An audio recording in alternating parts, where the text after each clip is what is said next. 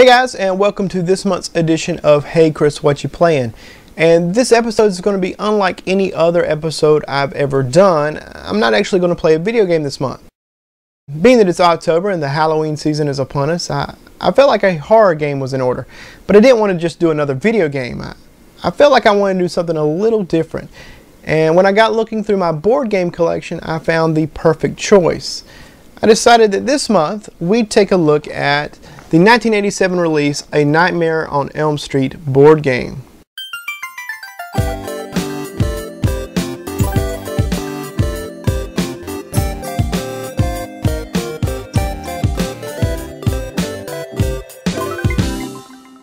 Now, it's important to know that there's actually two Nightmare on Elm Street board games out there.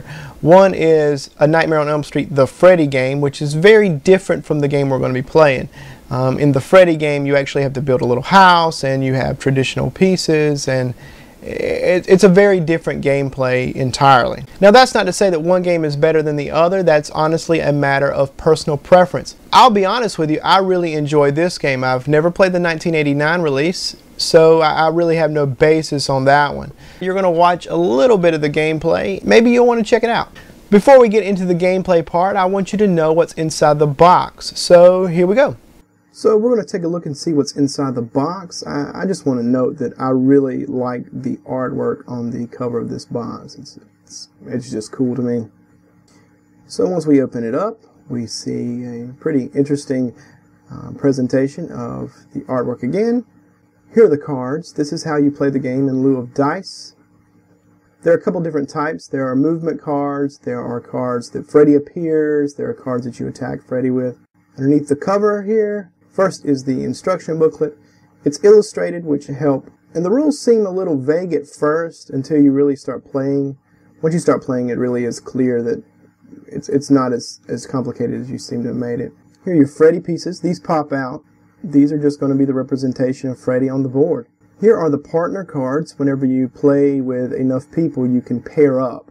Being that we're going to play in a two-player setting, we're not going to be using these cards. And finally, of course, are the game pawns. My red one's broken. I'm not really sure when and how that happened, but I'm pretty sure I can replace it with something else. The most impressive and somewhat intimidating thing is the board. It comes in two parts. Now these two pieces fold out and are joined together at a seam. I don't mind telling you that this board is huge. The truth is that the video footage doesn't do it justice. That's a standard card table and it fills up the whole thing.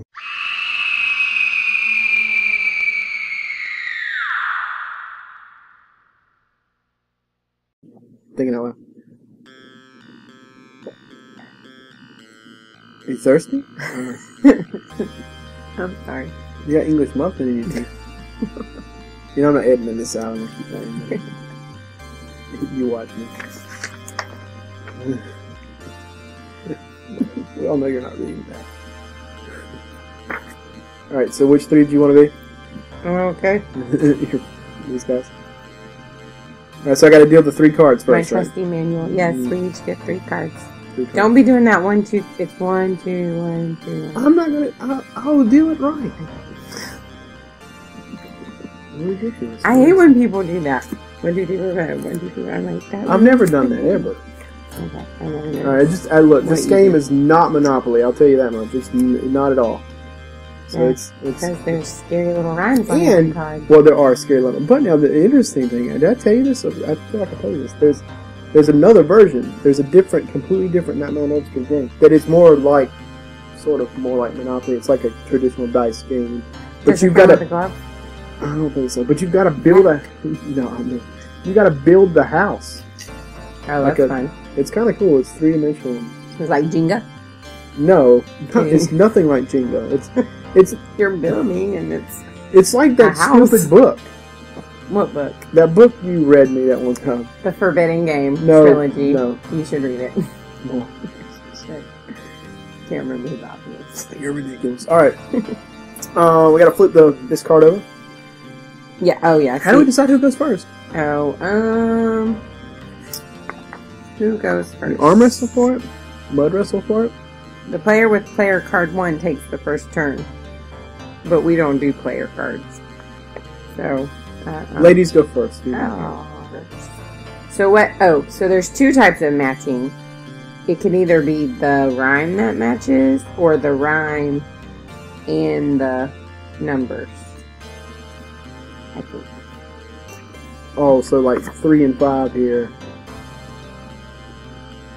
Yeah. If the card you play has the same illustration or rhyme, is one way it can match. Illustration and illustration. Or illustration and rhyme. Yeah, that's what I was saying. It seems like they're all the same. And if you have both the illustration and rhyme, you can move your pawn, and in addition, you get to take another turn, starting by drawing another card. Kind of wanting Freddy to show up.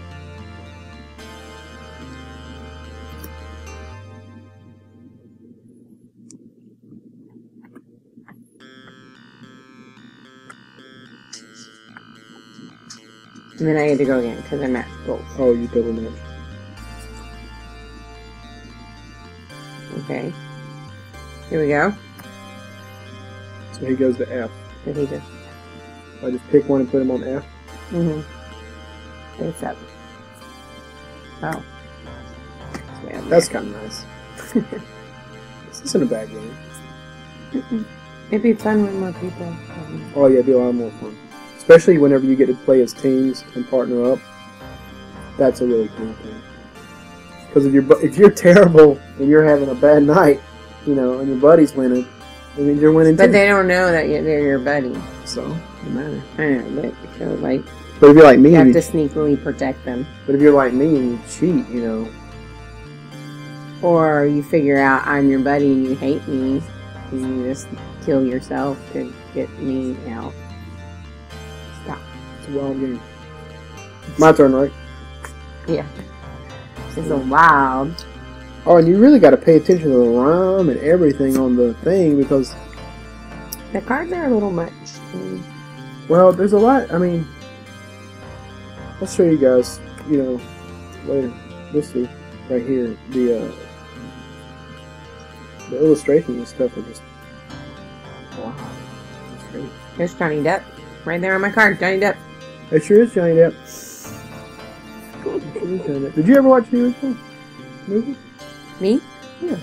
Yeah, when young. And then I watched it one time when I was older. It scared the bees out of me. Really? Yeah. When I was little, it didn't scare me. The first one's scarier. It's really more of a horror movie. The first couple are a little scary. Oh, yeah, because he doesn't. Freddy doesn't really say much in the first one or two. But by the last handful, he's all sarcastic and funny. I like Freddy. I don't remember. I thought he was funny in all the movies. Mm-hmm. Watch the first one. He's really not. Doesn't say too much. Not really. I mean, he's not the strong silent type like Jason Voorhees. Tragic in the first one. Well, he's not the strong silent type like Jason Voorhees or anything, but you know.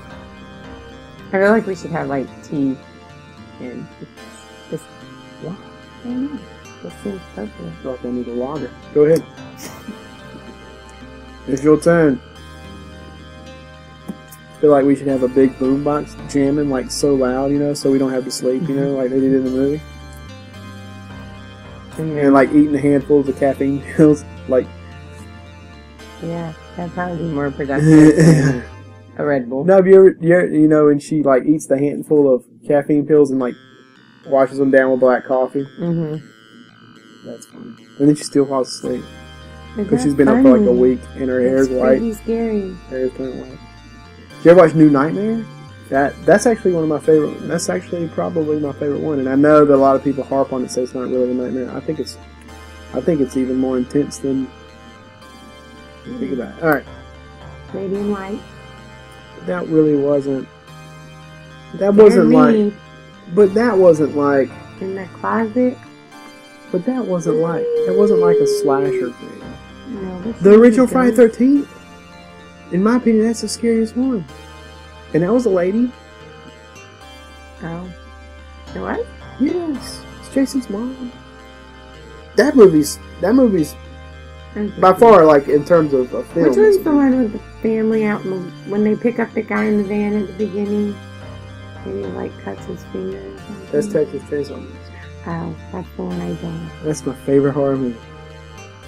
Ever. That's evil. I got something special planned for that later on. This month. I will not be a part of it. It will not be in one of my videos. I'm doing it with somebody else. I will not be a part of that video. Don't give it to me. You always want to hear me on that. You do too, though. Like in real life, you're like that. You're like, No, you're like that. you hand me forks and bowls. I tell you what. Your cereal bowl was laying right by that chair this morning. Yes, it was. And I put it in the sink. Was your cereal bowl I picked up? And I wanted to put it on your head, so you know it was yours. You booby trapped. It's your turn. Is it? Yes. That was my turn. You just And booby then that was trapped. my turn. That's not your turn. That was my turn. Now it's my turn again. Like I don't know. I read the rules.